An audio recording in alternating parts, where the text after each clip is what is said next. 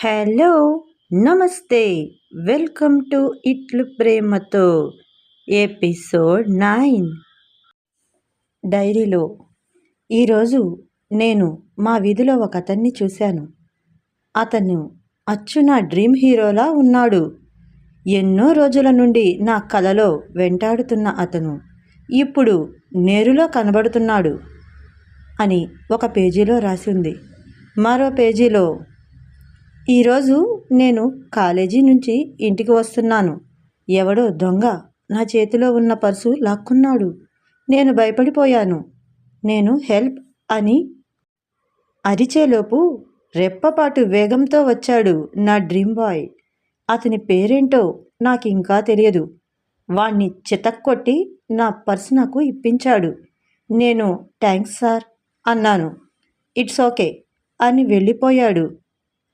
అది చదువుతున్న నేను వచ్చాక ఈ వీధిలో అలా ఎప్పుడు జరిగింది అంటూ చూస్తున్నాడు వెనకగా ఆ పేజీని. దానిపై ఉన్న డేట్ ప్రకారం అది ఇప్పుడు జరిగిన సన్నివేశం కాదు అని అర్థం చేసుకొని మళ్ళీ చదవటం మొదలుపెట్టాడు. నేను అతనితో మాట్లాడాలని చాలాసార్లు ప్రయత్నించాను, కానీ అతన్ని పలకరించేందుకు మొదట్లో ధైర్యం చాలలేదు. కొద్ది రోజులకు ధైర్యం తెచ్చుకొని అతను జాగింగ్కు వెళ్తూ ఉంటే వెనక నుండి హలో సార్ అని పిలిచాను. అదే నా మొదటి పిలుపు.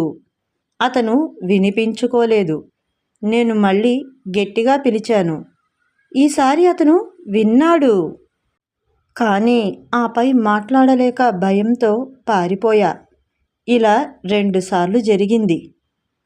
అది చదువుతున్న అన్వకు కూడా గతంలో టూకీగా ఎక్కడో జరుగుతున్నట్టుగా అనిపించింది, కానీ స్పష్టంగా గుర్తుకు రావట్లేదు.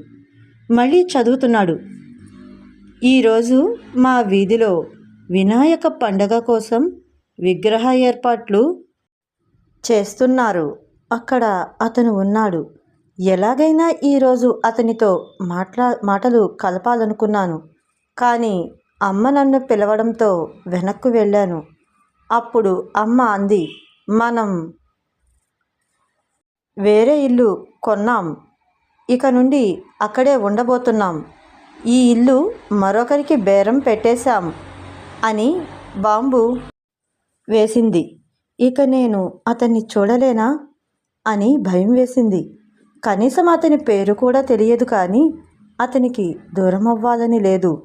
కనీసం ఇక్కడే కొద్ది రోజులైనా ఉండుంటే బాగుండు. అతన్ని దూరం నుండైనా చూసుండేదాన్ని. ఏదో ఒకరోజు అవకాశం దొరక్కపోదు అతనితో మాట్లాడేందుకు అని ఆశతో ఉండిపోయేదాన్ని అని ఆ రోజు చాలా బాధపడ్డాను. మరో 2 నెలల్లో ఈ ఇల్లు ఖాళీ చేయబోతున్నాం అని ఈలోగా అతనితో నా మనసులోని మాటను చెప్పాలనుకున్నాను అని ఆ పేజీ అయిపోయి ఉంది. అంతవరకు చదివి, ఇల్లు ఖాళీ చేయడం అంటే వాళ్ళు ఇంతకుముందు వేరే చోట ఉన్నారన్నమాట. అంటే ఇదంతా అక్కడ జరిగిందన్నమాట. అంటే మేము ఇంతకుముందు వేరే చోట ఉన్నాం కదా. అంటే ఇదంతా పాత అడ్రస్లో జరిగిందా అని అనుకుంటూ పేజీని తిప్పుతున్నాడు అన్వా. ఈరోజు వినాయక చవితి వేడుకలు చివరి రోజు. అన్వా మరికొందరితో కలిసి అక్కడ వేడుకను సజావుగా జరపడానికి సిద్ధంగా ఉన్నాడు. ఆ వేడుకలో ఎటువంటి గొడవలు జరగకుండా చూసుకుంటున్నాడు. చాలా సీరియస్గా డ్యూటీ చేస్తున్నట్టున్నాడు. ఇంతకీ అతను ఎవరు? ఈరోజైనా అతని దగ్గరికి వెళ్ళి, నీ పేరేంటి, నువ్వేం చేస్తుంటావు అని అడగాలని అనిపిస్తుంది, కానీ అడగలేను. ధైర్యం చాలదు. ఓ 2 వచ్చారు. అన్వకు సెల్యూట్ చేస్తున్నారు. అంటే అతను కొంపదీసి పోలీసా అని భయం వేసింది. కాసేపటికే అర్థమైంది అతను పోలీసే అని. సాధారణంగానే అతని దగ్గరికి వెళ్ళి మాట్లాడటానికి భయపడే నేను ఇప్పుడు ఇంకా ఎక్కువగా భయపడుతున్నాను. ఇంతలో ఎవరో అల్లరి మూకలు గొడవ చేస్తూ ఉన్నారు. వాళ్లను అదుపులోకి తేవటానికి అతని చేతిని చాచగానే పక్కనున్న వ్యక్తి అతని చేతిలో ఒక కర్రను పెట్టాడు. అతను ఆ అల్లరి మూకలను దాంతో బెదిరిస్తూ అదుపులో పెడుతున్నాడు. నాకు భయం మరీ పెరుగుతుంది. ఇంత సీరియస్గా ఉండే అతనితో ఎలా మాట్లాడ్డాం అని కంగారు పడుతున్నాను. అర్థమైంది. నాకు ఇంకొంచెం ధైర్యం కావాలని. ఆ మూకలను తరమడంలో అతని చేతిలోని కర్ర జారి దూరంగా పడింది. ఆవేశంలో ఉన్న అతను వెంటనే తన షర్ట్ను ఒక లాగు లాగాడు. ఆ షర్టు తన చేతికి బటన్స్ తెంపుకొని వచ్చింది. టీషర్ట్లో ఉన్న అతన్ని చూస్తే ఖచ్చితంగా అర్థమవుతుంది అతను పోలీసే అని. ఆ షర్టును బలంగా వాళ్లపై విసిరాడు కోపంగా. ఉన్న అతన్ని చూస్తూ పారిపోతున్నారు వాళ్ళు. అలా విసిరిన షర్టు వేగంగా కొట్టిన గాలికి వచ్చి నాపై పడింది. ఏం చేస్తున్నానో తెలియని కంగారులో దాన్ని చేత్తో పట్టుకొని పరిగెత్తుకుంటూ ఇంటికి వచ్చేశాను. కాసేపటికి వచ్చాను, మంచి పని చేశాను అనుకొని ఆ షర్టును భద్రంగా దాచుకున్నాను అని రాసి ఉన్న ఆ పేజీని చూస్తూ ఆ రోజుటి గొడవను గుర్తు తెచ్చుకుంటున్నాడు అన్వా. మరో తేదీ రాయబడి ఉంది. దాని కింద 2 నెలలుగా ప్రయత్నిస్తున్నా. వీధికి ఆ చివర మా ఇల్లు, ఈ చివర అతని ఇల్లు. మేము ఏ సందర్భంలోనూ కలిసింది లేదు, మాట్లాడింది లేదు. మరి ఎలా మా మధ్య పరిచయం ఏర్పడుతుంది? సమయం కూడా వచ్చేసింది. ఈ 2 నెలలు ఎంతగానో ప్రయత్నించాను, కానీ కుదరడం లేదు అని రాయడం ఆపి ఉంది. మరో పేజీలో రాసి ఉంది, పైన తేదీ వేసి.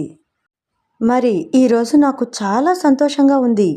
మేము ఇక్కడకు మారిన మా ఇంటి ముందు అతని తల్లి కనిపించింది. వాళ్ళు ఆ ఇంటిని కొన్నారంట. మరో వారంలో ఇక్కడకు కాపురం వచ్చి చేరుతుందంట. ఆ మాట విని నాకు సంతోషంగా అనిపించింది. ఇక నుండి అతన్ని మళ్ళీ చూడొచ్చు అనుకున్నాను. ఇదివరకు మా ఇళ్ల మధ్య దూరం ఉండేది. ఇప్పుడు ఆ దూరం కూడా లేదు. సంతోషపడ్డాను. ఆవిడ పేరు పద్మ అట. ఆవిడ మాతో బాగా కలిసిపోయింది. మా అమ్మ వాళ్ళు కూడా ఆమెతో కలిసిపోయారు. ఆవిడ సంగీతం టీచర్ అంట. మేము ఆమె దగ్గర నా మిగిలిన సంగీతాన్ని పూర్తి చేయాలనుకుంటున్నాం. అది చదువుతున్న అన్వా ఏ నిర్ణయానికి వస్తాడో చూద్దాం ఫ్రెండ్స్. అన్వను ప్రేమించింది రాగ కాదు, గీత అని అర్థమవుతున్న అన్వా ఏ అడుగు వేయనున్నాడో తెలుసుకుందాం ముందు ముందు. వచ్చే ఎపిసోడ్తో మళ్ళీ కలుద్దాం. అంతవరకు బాయ్. Like, share, subscribe.